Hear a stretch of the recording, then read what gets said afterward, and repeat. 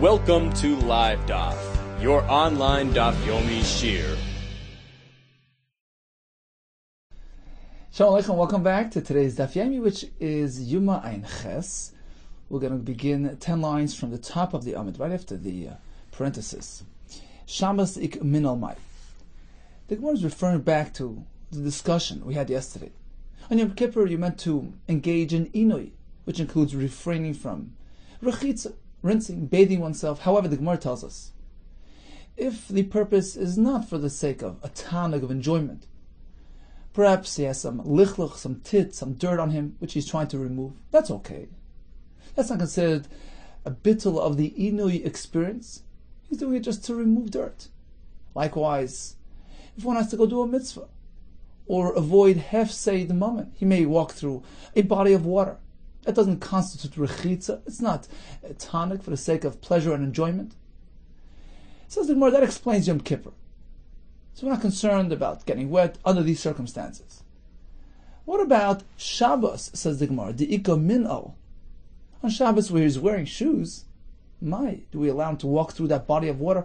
Or perhaps we should be concerned that perhaps that shoe that he's wearing might slip off while he's walking through that body of water.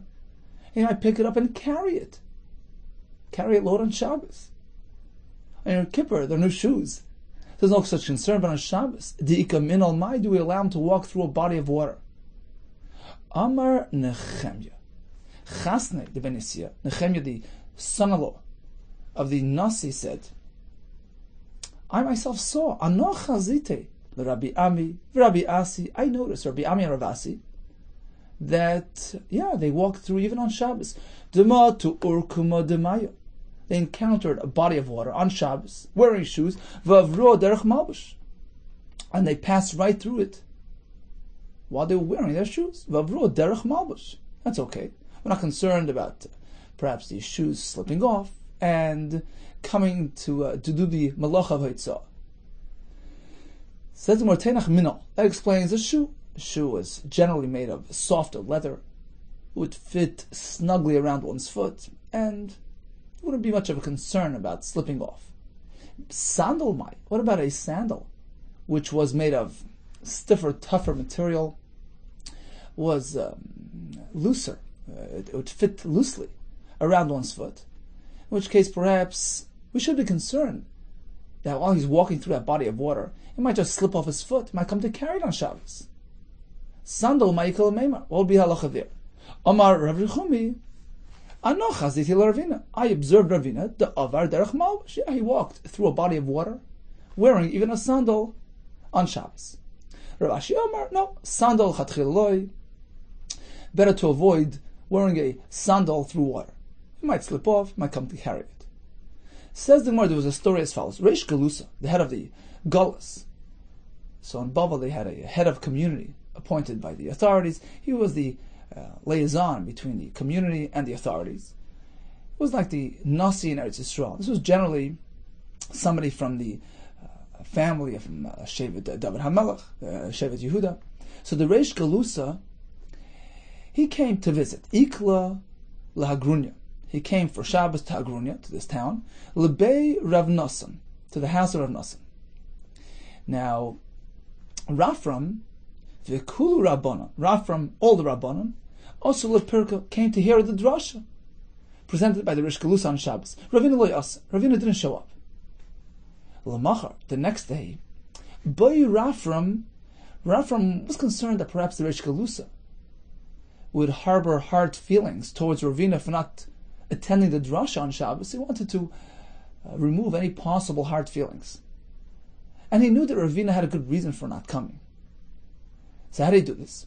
Lamacha, the next day, Boy Rafram wanted to, Lafuki Ravina, to remove Ravina midaite, from the mind, the Reish Galusa, meaning he wanted to remove any possible hard feelings that the Reish Galusa would have towards Ravina.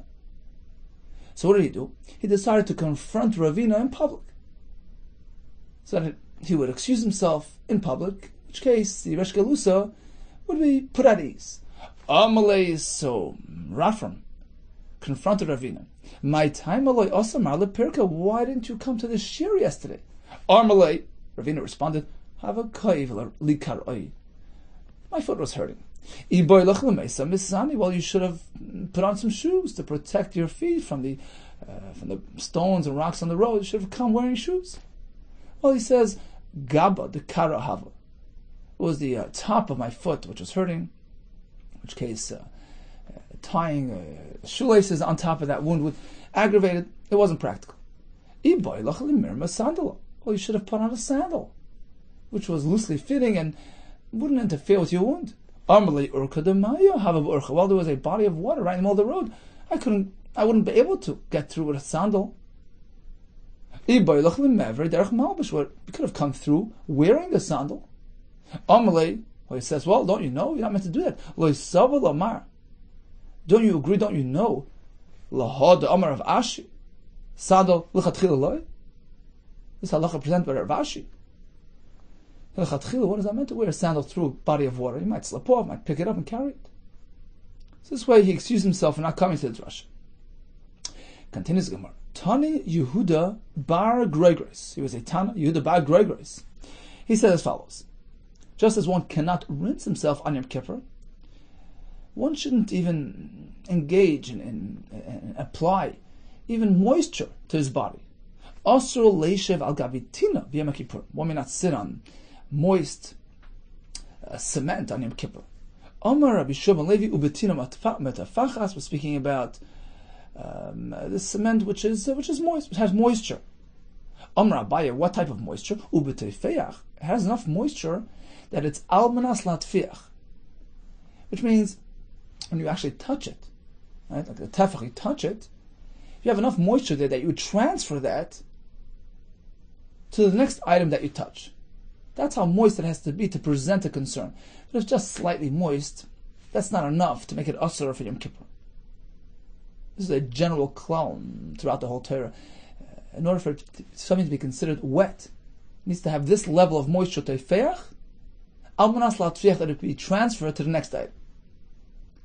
Amar Rabbi Yehuda, mutal istanim b'peiros. When he cool himself on Yom Kippur using a fruit, put a fruit against his face, cool himself off, that's not considered bitul ha'inu, that's not rachitza. Rabbi Yehuda mitztanim b'kara. In fact, Rabbi Yehuda used a kara, some sort of pumpkin, to cool himself. Rabbi mitztanim b'yinuka, he would use a yinuka, a child, some say it means a branch or some type of kli, to cool himself on Yom Kippur. Rava mitztanim b'kasa de kaspa. He would use a silver cup to cool himself off. Metal is cool, and he would use it on Yom Kippur. Amra Papa, regarding this kasa, the kaspa, this silver becher, mali asur. If it's filled to the brim with liquid, it's asur, because it might drip over and get him wet. Chaser as shari, but if it's unfilled, it's not filled to the top, then it's okay. The pachra, but if it's of earthenware, the asur, whether it's filled or unfilled, it's asur, because the moisture from within seeps through the walls, in which case he will get wet from it. Mishum de mishchal shachal, because the moisture seeps right through the walls. Rav Papa Amar, kasa de kaspa chasar nam yasur. He maintains that if it's a kasa de kaspa, silver kais, even if it's chasar, if it's unfilled, it's also asur. Why? Mishum de mid mizdariv, because it's slippery. So even if it's partially filled with liquid, while he's handling it, it might slip out and it might spill all over him.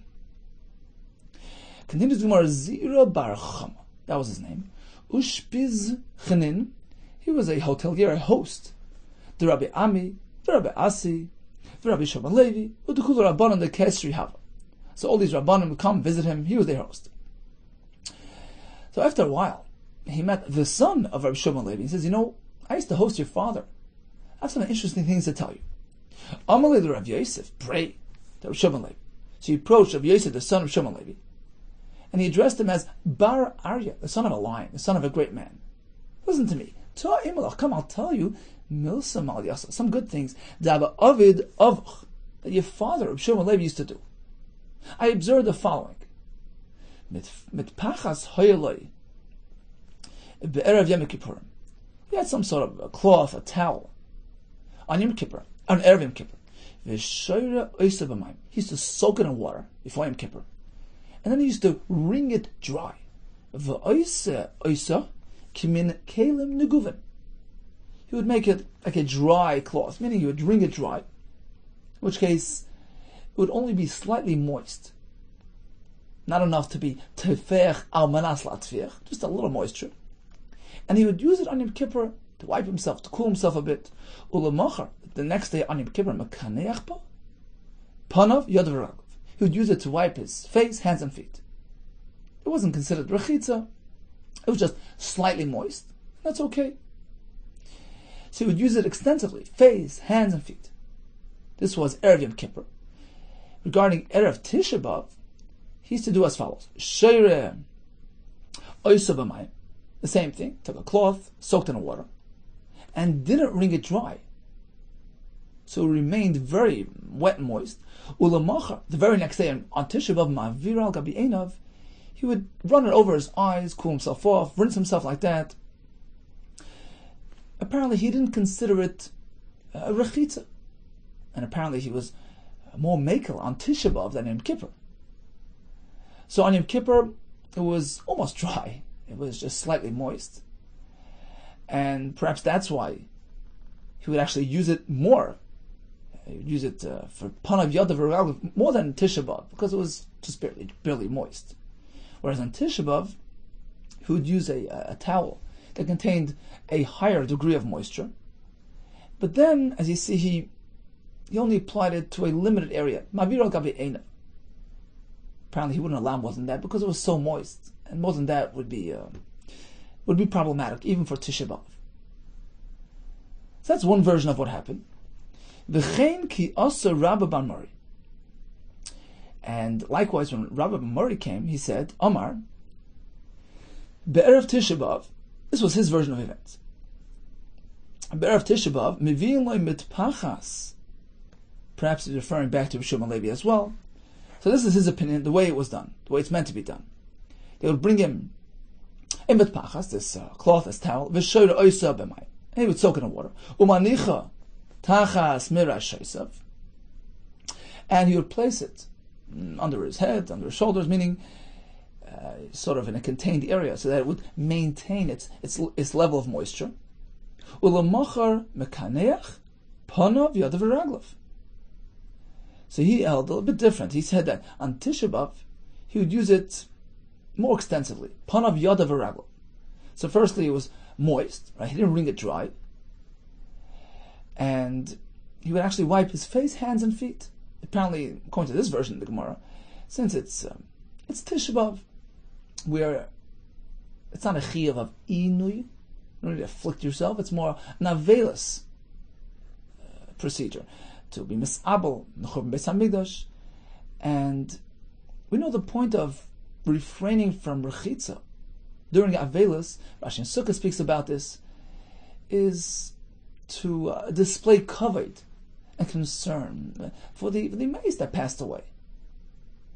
He's meant to refrain from engaging in personal activities and getting involved in his rechitza and sicha, etc.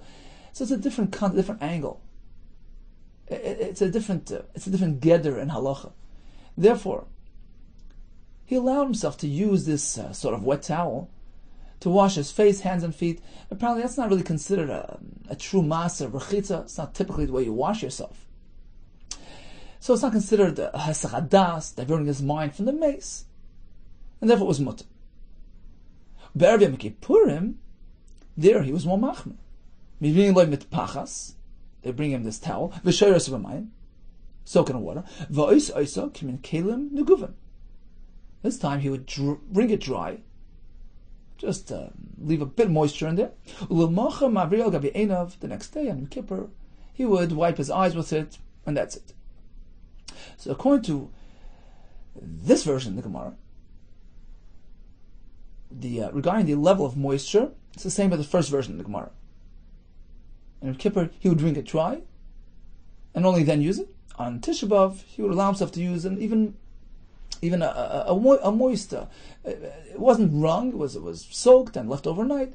So it was perhaps tefech almanas latfiach. That's okay. It's just like a sponge bath. That's not really considered a maser rechitza. That's mutar in Kippur on Tisha B'Av. And regarding, to what extent did he allow himself to use this, so you find that difference between the first and second lashon. Let's just summarize. We spoke about being sheira, this mitzpachas, and water. So when it came to Yom Kippur, it had to be wrung dry, meaning kelim neguvim. So the degree of moisture was very minimal. It was barely teifeach, certainly not albanas latfiach. Whereas on Tisha B'Av, he was more mekel. He allowed himself to use a moist towel. Now, what would he do with that towel? We had two versions. According to the first version, on Yom Kippur, since it was barely moist, he would allow himself to wipe face, hands, and feet. Whereas on Tisha B'Av, since it was really lach, it was moist, the use was more limited. He would only use it for einav. Apparently, more than that would pose a rechitza concern. According to the second version of the Gemara, on Yom Kippur, he minimized. He took that barely moist towel and would just wipe over his eyes. Apparently, more than that would be considered a bittul of inui, despite the fact that the degree of moisture on this towel is just minimal. Whereas on Tisha B'Av, despite the fact that it was really a wet towel, he would allow himself to wipe panav, yad v'raglav. Apparently, within the context of the Avelis halacha, this doesn't really constitute a masa rechitza, and therefore it is mutter. Continues the Gemara. Amalei Rabbi Yaakov le Rabbi Yirmiyah batachlif. So yes, Rabbi Yirmiyah, if Amrslan, when you presented this halacha to us, it was in the reverse order. What is he speaking about? The level of moisture within this towel. The way you presented it to us was that on Tisha B'Av, it must be wrung dry in order to allow its use. Whereas on Yom Kippur, it could even be wet. That was your version. We asked you, why aren't you concerned about tzchita? Alright, it's a malacha. One is not allowed to squeeze liquid out of a towel, a piece of material. It's called malabin, it's a seichet, it's a tolda of dash, separating something from its source, like the grain from the skin, from the husk. It's a malacha d'oraisa. So why would you allow one to wipe himself with a wet towel on Yom Kippur? You're not concerned that he's going to actually squeeze it, in which case it's a malacha. So it must be that your version is incorrect, and actually on Yom Kippur it must be wrung dry beforehand in order to allow its use, whereas on Tisha B'Av it can be somewhat wet. Now, what's the pshat in Rabbi Yirmiyah? Says the Tais Yishanim, apparently he held there's more reason to be machmer on Tisha B'Av, despite the fact that it's only the Rabban, than Yom Kippur. Why? He brings a Gemara which says, Divrei Seifrim Tzrichen Chizuk Yoser. At times we find the Chachamim would actually add stringencies to the Rabbanans. They're not found by Deiraisa, nor to reinforce the Takana de Rabbanan. People tend to neglect Din de Rabbanan. It's only the Rabbanan, right? So Chachamim sought to reinforce the Din de Rabbanan, strengthen it, and sometimes would add Chumris by Din de Rabbanan, such as here on Tisha B'Av, which doesn't even apply to a Deiraisa. Apparently that was his approach. Rabbi Yaakov challenged it on practical terms. He says, L'maisa on Yom Kippur, you have to be concerned about tzchita. How could you allow it? Continues the Gemara. Amar of Menashe, bar Tachlifa, Amar of Amr. Amar, Rabba bar Brachama. Sholosh Rabbi Lezer. The Bnei Yeshiva asked Rabbi Lezer and Padas, Amor, they asked him a shayla.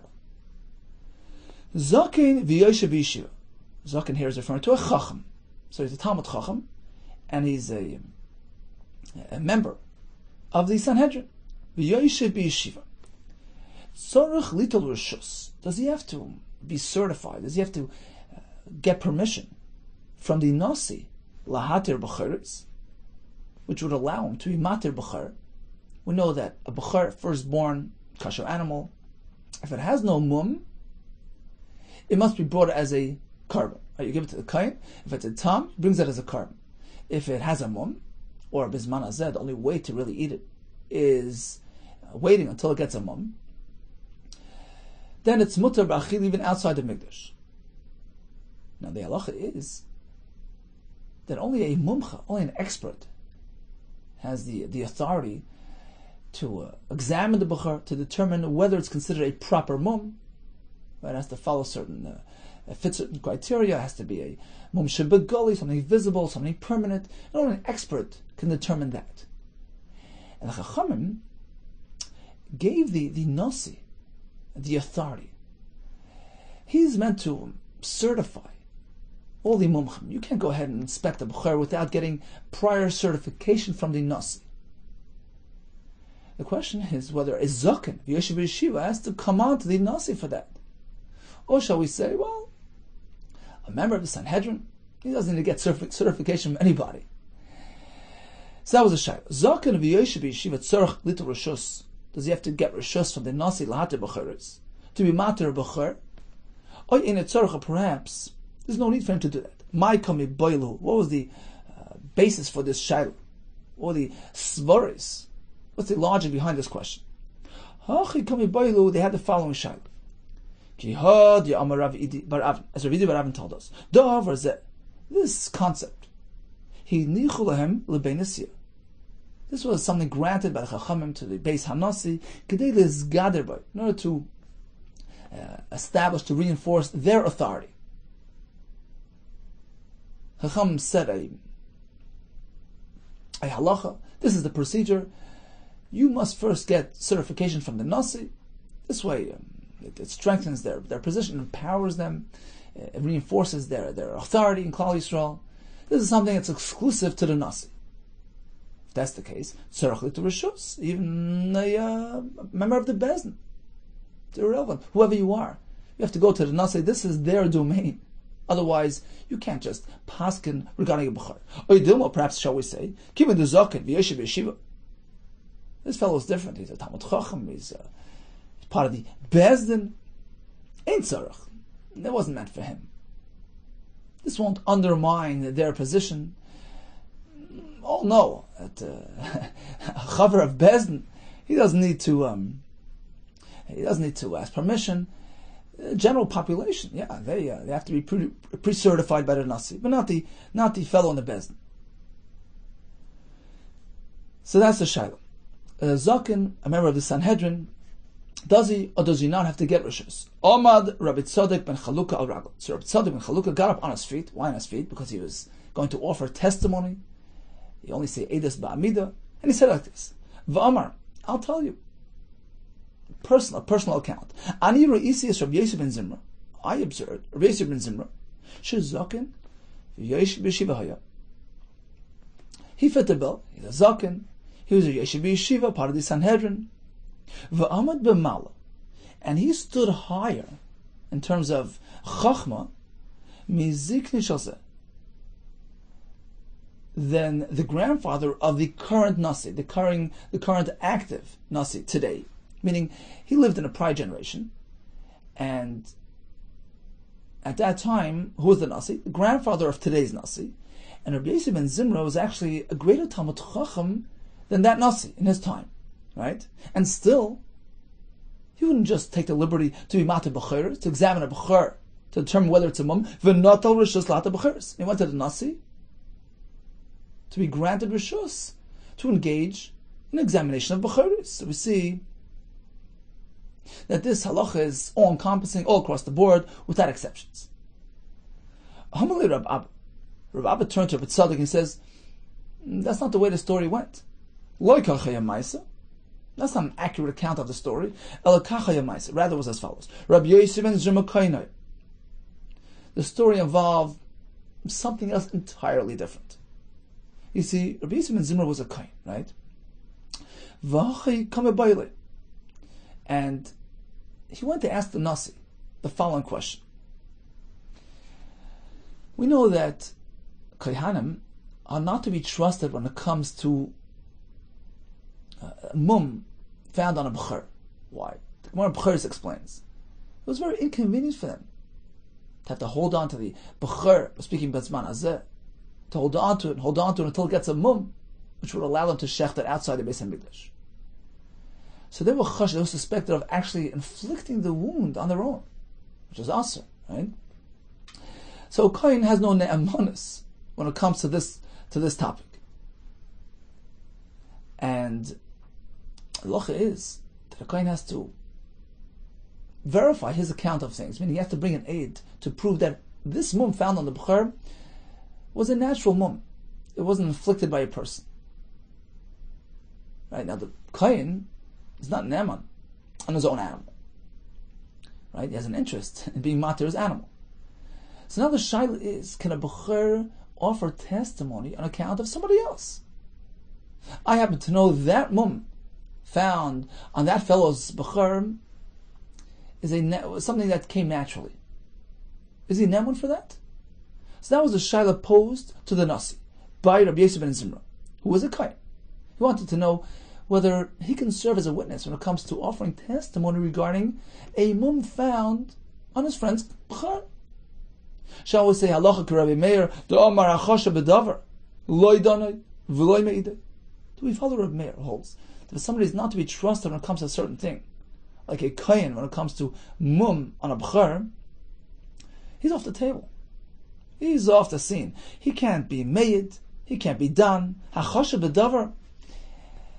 He doesn't take it too seriously. He can't be done. He can preside as a judge pertaining to some case like this, nor can he be made. He can't be made. He can offer testimony when it comes to this type of concept. Perhaps you can say, they cut a backroom deal. I'm going to be made on yours. Next time when I need you, come to offer testimony about mine. So he's not allowed in the bezdin at all. So when Rabbi Yehuda ben Zimra can't be made on somebody else's b'chor. Oidimo, shall we say, he can. Halacha k'Rabbi Shimon Gamliel d'Amar ne'eman al shel chaverei ve'eino ne'eman al shel atzmei. Of course, he's not ne'eman on his own. We're concerned that perhaps he applied the mum personally. But al shel chaverei, he's ne'eman to be made on somebody else's b'chor. That's not a concern. We don't take it that far. So that was the shaila. Rabbi Yehuda ben Zimra wanted to know. He said to the nasi, look, I'm a kohen. And sometimes people ask me to be made on their b'chor, that it wasn't something which they did, it wasn't inflicted by them. Can I do that or not? Upashadli, and the nasi responded, go ahead, aloha, Rabbi Shimon Gamliel, that you can go ahead and be made on your friend's b'chor. So this was the first shaila that they asked Rabbi Lezer and Pedas, right? Regarding being matir b'chor, a zaken v'yeshiv b'yeshiva, does he have to conform to a standard procedure, get rishus from the nasi? Rabbi Tzadok ben Chalukah provided an answer. He says, I myself witnessed a story where Rabbi Yehuda ben Zimra went ahead and got rishus from the nasi. According to Rabbi Abba's version, that's not what happened. Rabbi Yehuda ben Zimra was involved in a different shaila, whether he can be made regarding another kohen's b'chor. The answer was yes. The next question posed by the Bnei Yeshiva to Rabbi Lezer and Pedas was as follows, and this pertains to Yom Kippur. That's how it comes into our sukkah. We know one is meant to remove any leather footwear from his feet in Yom Kippur. It's one of the chameshes inuyim. What about wearing a sandal shal sham? Sandal made of sham. Rashi says min guma shekern fwei, some sort of natural substance, some sort of plant. So he's going to wear this type of slipper. Is that considered part of the Issa? Typically, shoes are made from leather. It offers proper protection. It's a good insulator. It fits snugly around one's foot. It's comfortable. So typically, nal is leather. Shall we say that footwear made from any other material is mutter, or should we say, well, since it's something that's occasionally worn, it serves its purpose, it's also included in the Isser of Ne'ilas HaSandal. So that was the question. Amar Rabbi Yitzchak bar Nachmani al Raglav. Once again, he got up on his feet to offer Eidos. Amar, look, I'll tell you a first-hand account. Ani Ra'isi, it's Rabbi Shimon Levi. I noticed Rabbi Shimon Levi, Sheyatza b'sandal shel sham Yom Kippur. He went out wearing a sandal shel sham on Yom Kippur. Apparently it's okay. And I asked him, I seized the moment and I asked him a shayla. I see you walking out with the sandal shel sham today. What about bitanas siburmai during a public fast day?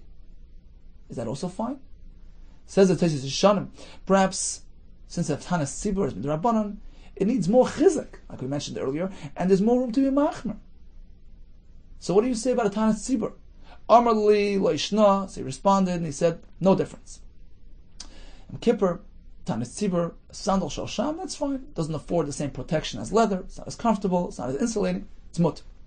Amar Rabba bar Chana, ani reisi, so Rabbi Lezer din min Ninveh. I observed Rabbi Lezer from the town of Ninveh, sheyatza b'sandal shel sham b'Tanas Tzibur. He went out the street walking with a sandal shel sham on a Tanas Tzibur. And I followed up with the question, what about Yom Kippur? Amar le l'shna, he says, makes no difference. It's all one and the same. It's not considered a na'al, and it's mut. Rabbi Yehuda Nafik b'tehitni, he would walk out wearing a sandal made from sham, right, this type of plant. Abaye Nafik b'tehutzi, he wore a sandal made from palm branches. Rashi says, Rava Nafak b'teyivli, made of grass. Rabbi Rahuna karech suja, akara, he wrapped a cloth, a towel around his foot, v'nafik, and went out in that manner. So anything other than leather is not considered a problem. Ma'aseh Rabbi Bar Chama, he says, I have a kash on this, from a Mishnah in Shabbos, which says hakiteya, if the lane was missing a foot. Yaitse v'kavshla, Rameir says he can walk out in the street on Shabbos with his kav. They made for him some sort of foot replacement, some sort of wooden support, which he walks with, and it's not really a shoe, but it serves as a shoe, and you can wear it on Shabbos. No concern about the blach of eitzah. It's bottled to him, considered like a shoe. Rabbi Yosi Oyser, he says, no way. That's not considered a malbush, it's not a shoe. It's not something which is ordinarily worn. It's not shava b'koil, Rashi says. We can't give it the status of a shoe. He's just carrying a load.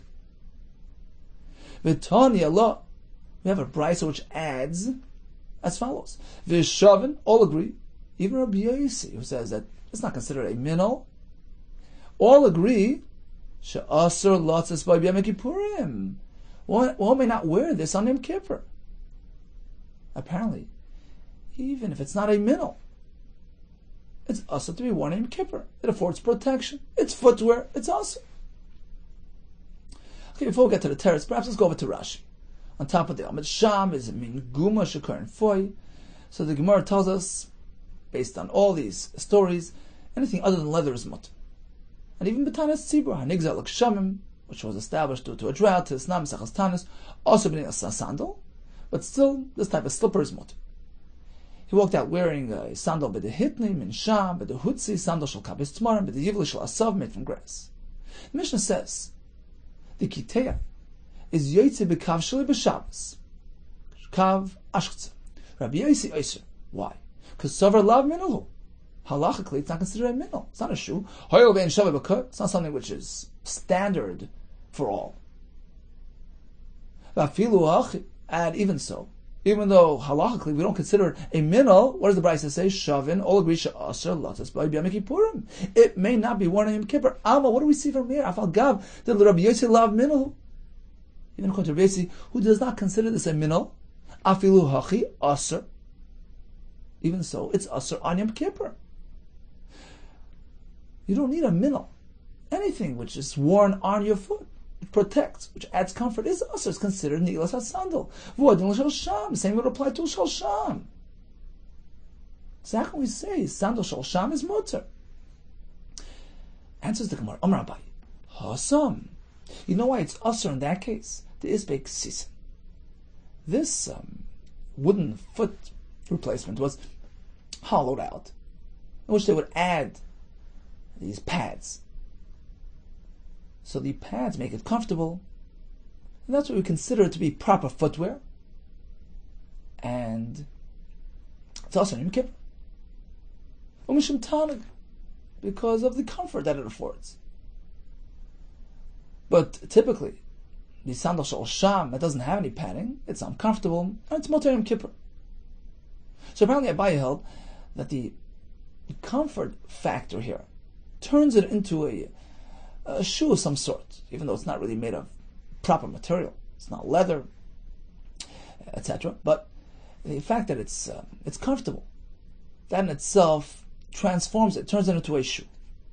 Amalei Rava, says Rava, how can you propose that the padding turns it into a shoe? V'ilav manhu, if halachically it's not considered a mana, it's not a kli, it's not a shoe, because it's not made of leather. Ksisin mashvili mana, the padding turns it into a kli. How can you say that? It's comfortable, it's padded, but it's not a shoe. V'oid, in addition, kol tanug delav minahu, any type of comfortable experience, any type of enjoyable experience, which doesn't involve wearing an actual shoe. B'yom Kippurim yasser? Is that also in Kippur? Although we engage in affliction and inui, but we have very specific, particular things that are included on that list. In fact, the Gemara had to find Mekoris for all those things. Rechitza, Sicha, we had sugis about it. Not necessarily anything which involves Tanug is Aser. You can have an air conditioner on Yom Kippur. It's not what the Torah meant. There's some very specific things that are included on that list. Just because we have some Tanug here, he's sitting on some padding, that doesn't make it Aser. We just learned that Rabbi Huna would wrap a suda around his foot, v'nafik, and walk out with it, because it wasn't a shoe. V'oid, another kasha I have on you. Look at the Bryce itself. The Bryce that we just mentioned. Migdatani safe. So you tell me that the halacha is speaking where it's filled with padding. Take a look at the next part of the Bryce. If this hollowed out kav, this foot replacement, has a base kibble, it's hollowed out, and it's filled with, it's meant to be filled with ksisin, these pads, then we consider it like a kli eitz. It's a kli kibble, and it's tummy, meaning it has the potential to become tummy. A kli eitz is only tummy if it's something that can contain. That's the next halach in the Brisa, describing this hollowed out kav, right? Mechlal dereisha, lav b'di'is like ksisin askinan, apparently. What does this tell you about the first halach in the Brisa? We're not speaking where it has that potential to contain ksisin. It wasn't hollowed out. So how could you say the Reisha is speaking about this type of utensil? So on account of all three kashas, says Rava, I'll tell you a nupshat.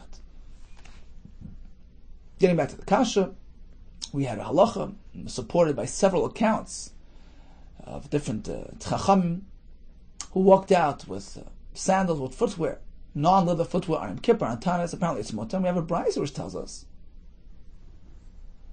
that this wooden shoe of some sort that the kitea would wear, even though it's not a minel, the fact is Rabbi Yossi says that you can't wear it on Shabbos. It's considered like carrying a load. It's not shava b'koil. It doesn't constitute a shoe. Still, Rabbi Yossi maintains that on Yom Kippur you can't wear it, which would seem to indicate that in Yom Kippur any type of footwear is awesome. Elam arava lo elam dekuli alma minul. No, you have wrong pshat.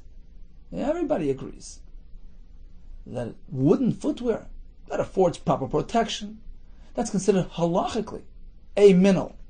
So it's leather or wood. They're both very similar. It's considered a minul. In which case, on Yom Kippur, indeed it's asur. It's different than sham and hitni and hutzi. Those are flimsy, soft materials. They don't really afford proper protection or insulation on that foot. So those are mutter. But leather or even wood is considered minul. And that's why the Brisa tells us, on Yom Kippur you can't wear this wooden clog. Oh, so what's the pshat that Rabbi Yossi says you can't wear it on Shabbos? Says Rava, it's not to say that it's lacking. There's something wrong with the minal aspect. No, of course it's a minal. Or b'Shabbos ba'pligi. Regarding Shabbos, it's based on a very simple machlekes. Mar savar gazrinan dilma mishtamit va'asi. La suyi dal damas. Rabbi Yossi maintains, well, this wooden clog, dilma mishtamit, it might just slip away. It's not properly fastened. Va'as la suyi dal damas, you might carry it through the street. You might end up carrying 4 amitz rishus rabim. Malachavitza, mar savar gazrinan. Rameir, not concerned about the gzera. He says it's going to stay on his foot. Don't worry about it. So according to the Maskana of the Gemara, whether it's leather or wood, is considered a proper protection, a proper insulator, and considered a metal. Whether it comes to Shabbos or on Yom Kippur, you may not wear this type of footwear, as opposed to those soft, flimsy materials discussed earlier, Sham, Hitni, Hutzi, Yivli, those are mutter. Tanu Rabbanan, what about youngsters on Yom Kippur? So we know that Achila v'Shtiya, no problem. They can eat, they can drink freely. Farshim explain, that can generate sakana by a child. So there's no limitations when it comes to eating or drinking or actually feeding the children on Yom Kippur. What about the other inuyim? Bathing, smearing with oil, sicha, nilas hasandal. Says the Brayso Tan Rabbanon Tinoikos, youngsters mutar and rekulan. They can engage in all these activities except chutz min nilas hasandal. They shouldn't wear leather shoes. Says, well, what's the difference between nilas hasandal and rechitza and sicha? Ma'ishna nilas hasandal. Why do you forbid them to wear shoes? The Amri, because the observer who sees a child walking around with shoes will attribute it to an adult. The Amri, inshi avdulay. People did it. People gave it to him. Somebody offered him shoes. And that's a problem. Why? Let's go right over to Rashi. About middle, around halfway down the Amid. Inshi avdulay, says Rashi. The observer will attribute it to an adult. Somebody gave it to him. The Torah doesn't allow a gadol to offer something of an iser to a katan. The pasuk says, we learn just as you may not feed a child a davar iser, you may not instruct him to do a malacha. You can't give him shoes to wear on Yom Kippur. So is that the reason why you shouldn't wear shoes? So that the observer shouldn't attribute it to an adult? If that's the case, says the Gemara, Hanoch nami, the other ones as well, Rechitza sicha, why do you allow the child to engage in that? Amri, people might say, Inshi avduli, people did it for him. Somebody bathed him or rinsed him. And says the Gemara, there's a difference. Rechitza v'sicha, over there, Amar, people might speculate and they'll say, well, ma'esmel avduli, it was done yesterday. Bathed him yesterday, for Yom Kippur. Oh, if that's the case, sandal nami, there as well, Amar, ma'esmel avduli. A person will just assume he was given the shoes yesterday. No, that doesn't work. Sandali efshar, the me'esmel avduli. It can't be that the sandal was done yesterday. Damar Shmuel, hi man the boy limit tamad misusa. If one wants to experience a taste of death, what should he do? Lisayim misani. Should put on his shoes, v'ligin, and go to sleep. Shoes are not meant to be worn overnight. The kid is walking around with shoes in Yom Kippur. Apparently, it was offered to him today by an adult. So that's the Hava Min of the Gemara. That when it comes to shoes, people might attribute it to an adult. I'll say it was given to him today, and therefore he shouldn't wear shoes. As opposed to Rechitza v'Sicha, people will just say, well, it was done yesterday. But in either case, you may not actually offer the child anything today, anything that's mevatel ini. That's the Gemara at this point. Says the Gemara, "V'mutar l'chatchila ktani." Take a look at the Brayso. It says mutar, which means l'chatchila. If he comes to the Rav, he says, "I'd like to bathe my child." Go ahead. So apparently, it's mutar on Yom Kippur itself. It says the Gemara, Ella. Rather, the correct pshat is like this: Rechitza v'sicha, you can offer the child today, but not shoes. Why? Hanach delav rivisayu. Those things, shoes, sandals, which aren't really necessary, aren't really critical for the proper development of the child. Gazru b'hu rabban. Chachamim forbade that. Let the kid walk around with slippers, barefoot. Kids always walk around barefoot. Hanach the risayu, as opposed to the other things which are vital, which are critical components in the development of the child. Bathing, sicha. Hanach the risayu loy gazru b'hu rabban. Chachamim not apply gzera, meaning it's mutter, and mutter even l'chatchila on Yom Kippur. Now the lashon le'gazur rabbanon. So if you hold that the inuyim, the other inuyim under rabbanon, so the lashon fits well. But even according to the Ran, who brought a shita that the other inuyim amidaraisa, so more means that since the Torah was moiser to the Chachamim, the Chachamim received allowance from the Torah to apply the Inuyim, based on their discretion. So they chose not to apply it to the children, because here it's not a matter of tanug, it's not enjoyment, it's not a matter of comfort. It's something which he needs. He needs to develop properly, and therefore there was no issur when it comes to rechitza or sicha lechatchila on Yom Kippur for the sake of a child. The Amar Abai, as Abai said, Amr li'aim, my caretaker, my adopted mother told me, revise di yenuka. What are the necessary components, necessary ingredients for the proper development of a child? So when he's a baby, it's maya chamimi, bathe him in hot water, umishcha, smear him with oil, gadol porta. He grows a bit, we add more. Be'asa bekutcha. He's meant to have this egg dipped in this milky dip, gadol porta. He gets a bit older, now we allow him free reign, tivuri mani, we allow him to break Kalim, to let out some steam, some energy. As we find the following story, the Rabba Zavalu Mani, Rabba the father bought Mani Gzizi, these cracked Kalim, the pachar made of earthenware, Libnei, for the sake of his children. So he got second damaged Kalim, which cost him very little, Rashi says, and he gave it to his children. Umachbilu, they would go about breaking those Kalim. This would aid in the development of the child. So we see here that Maya Chamimi Mishcha is critical for the proper development of the child, and therefore it was not included in the Isser Yom Kippur. In fact, Tosfos brings the Gemara in Chulin. Rabbi Yehuda said, "Shemen v'chamen shesachtani imi bialdusi," oil and hot water that my mother applied to me when I was young. Amduli biziknusi. They gave me strength, whether physical or emotional strength. Physically. So you see, it's absolutely necessary for the proper, healthy development, physical and emotional development of the child. Continues the Gemara, HaMelech v'Akala yichotz p'neim. The Mishnah tells us that only rechitza shel tanug is also.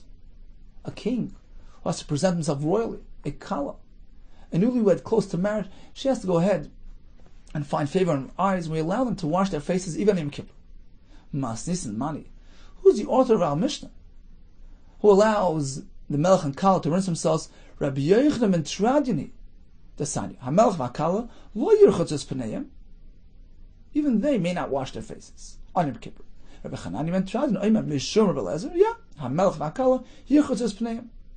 Next halacha, Hachaya, a woman after birth, lo yitinol sasandal. She may not wear shoes on Yom Kippur. Rabbi Chanani ben Tradiani, mishum Rabbi Lezer. Yeah, Hachaya tinol sasandal. She may wear shoes on Yom Kippur. The Gemara explains, Melech my time. Why do we allow a king to rinse himself? Mishum dechsiv melech b'yafyei techzena inecha. A king is meant to present himself with yofi, royally. Therefore, it's not considered tanuk. It's not for the sake of pleasure and enjoyment. It's needed for the malchus. Kala my time. Why do we allow a kala to rinse himself? Kadesh like this gan al bala, so that she doesn't lose her husband's favor. Amalei Rav Chia. Rabbi asked Rav Chia, Kalad Kam, until what point do you consider her a newlywed? Pertaining to this halacha. Ha'amalei Kedesani, as we learned elsewhere regarding an Isha who became Avel, Ein moinin tachshitim nakal kol shleishim yom. We don't keep tachshitin, jewelry and perfume away from the kala, meaning we allow her to engage in these things, even though she's an Avelus, if it's kol shleishim yom, the first 30 days following her marriage. So we see that for the first 30 days we consider her halachically as a kala pertaining to these types of heterim. Continues the Gemara. Hachaya tinol sasandal. We mentioned that a woman after birth, she's allowed to wear leather shoes. Why? Mishum tzina. Farshim explained, during childbirth she gets very chilled, she loses a lot of dam. So in order to keep her warm and properly insulated, we allow her to wear leather shoes. And that's not considered, according to the Shita Kontra Blazer, these things are not considered bitul of inui, a king, a newlywed. They're rinsing not for the sake of tanuk, rather the king for the point of melucha, the kala to find favor in her eyes, and likewise the woman after birth, the chaya, it's to keep her warm, It's not for the sake of comfort and tanug. And therefore, according to Rabbi Lezer, it's no different than the halacha we learned yesterday. At a brisa, if somebody's meluchlach batit, v'tzoyer, go ahead and rinse it off. If one has to pass through a body of water to get to the other side for a mitzvah, for a good purpose, you can pass through the water. It's not considered a rechitza shel tanug against mutter. Apparently the Rabbanan disagree. See, unlike this fellow who's engaged in dirt removal, that's not called rechitza at all. Or if you try and get to the other side, by default he'll get wet. But these individuals, say the melech, he's engaged in a masa rechitza. There's no visible dirt that he's removing. He's being reichet himself. True, he's doing it for a higher purpose. But the actual act, the intent is different, true. But the act is still no different than an ordinary masa rechitza. Same thing with the kala. Her intent is to find favor in her husband's eyes. That's the intent, that's the kavanah. But the masa is just like any other masa rechitza. Therefore, they maintain that these things are not excluded. It's different than the case of meluchach batit, where he's just engaged in removing dirt. That's not a masa rechitza. It's not an enhancement in the person. It's not bathing. But these individuals are engaged in bathing. So despite the fact that there's another purpose, it's not for the sake of tonic, but the masa is like anything else. Same with the chayo, with the women after childbirth, wearing shoes. The point is for warmth. It's not for comfort. The Rabbanan disagree. You're wearing shoes. You're not doing a different type of masa. You're wearing shoes. True, your intent is for installation purposes, for tzina purposes. But we can't make that exception. Concludes the Gemara, Amar Shmuel, im machmas sakonas akrav mutter. Says Rashi, 3 lines on the bottom, im machmas sakonas akrav. If there's any sort of chance of sakana, mokum sheish lochosh lakrabim, he's going out to the street where he might encounter some scorpions, mutter kol adam lino, anybody can wear shoes. Meaning you don't have to stay home. Even if there's just a slight chance of encountering an akrav, Makam sheish lachosh, then we allow him to wear shoes, and even this degree of sakana allows for this exception. So in conclusion, we learned about rechitza, sicha, nilas hasandal. So regarding rechitza and sicha, no cotton is mutter. Nilas hasandal, which according to Rashi Pshat, involves leather footwear or wooden footwear which afford protection. We learned that a cotton is usher in that as well.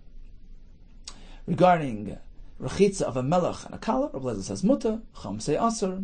Regarding the ilas sandal of a chaya, Rabbi Lezer says mutter, chum say aser. And we learned if there's any chance of sakana, according to all shittas, one may wear leather footwear. Okay, let's just quickly review today's daf.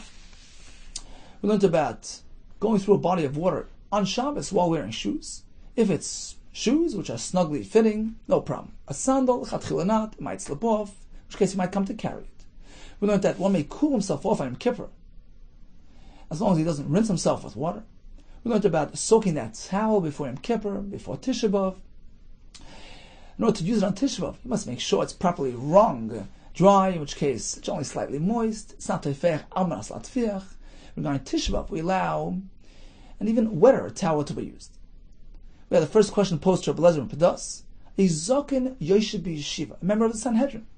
Does he have to get certification from the Nasi to examine Bechoros for a mum? The answer was yes. According to the first version of the Gemara, according to the second version of the story, the question was whether a Kohen can offer testimony on behalf of his friend to be made that the mum found on his friend's Bechor was a naturally occurring mum. And the answer was yes, it can be made al shel chaver. The next question was regarding all types of footwear which are not leather. And the answer was that's okay. And according to Maskan the Gemara, as long as it's not leather or wood, it would be mutter. We concluded regarding the ktanim, rechitza v'sicha is needed for their development, and that's mutter as opposed to ilas sandal, which they may not wear. We had a discussion regarding melech kala and chaya. Kulta to you and atzlacha rabba.